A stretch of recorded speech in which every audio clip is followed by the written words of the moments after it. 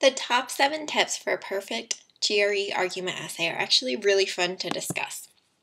The first thing you want to keep in mind is that writing at least 3 practice essays is really helpful, especially since with the argument essay, the test maker can present the argument in a couple different ways. You want to visit ETS, that is the official test maker website, and look through their pool of argument essay prompts.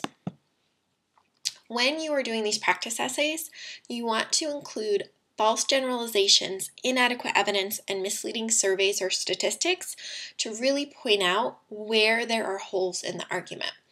In addition, if you can get someone to review your essays after you write each one, you can see great improvement. So ask that person who's reviewing your essay to check to see if you followed the guidelines and these tips that we're providing.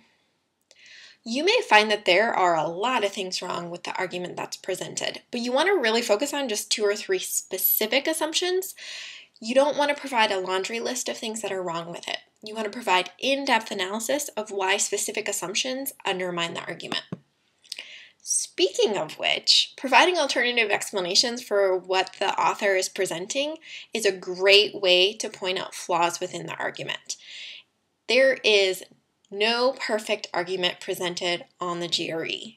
Otherwise, you wouldn't have anything to do. You could just say the argument is perfect, the end. The point of this is for you to analyze and then reflect on what the author has presented.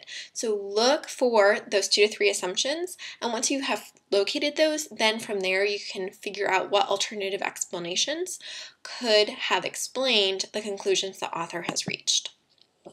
Now, in terms of avoiding first person and self-reference, this is important because you're the one writing the essay and it's from a personal perspective, so there's no reason to use I think or I believe. It's much more sophisticated to talk in the third person, and especially in your intro and conclusion, you do not want to use the word I.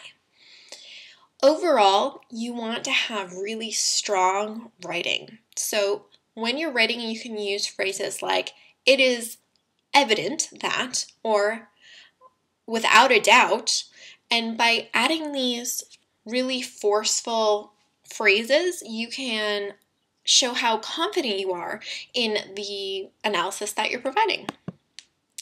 Now, in terms of really wowing the graders, providing specific recommendations for changes that would strengthen the argument is a great way to write your conclusion.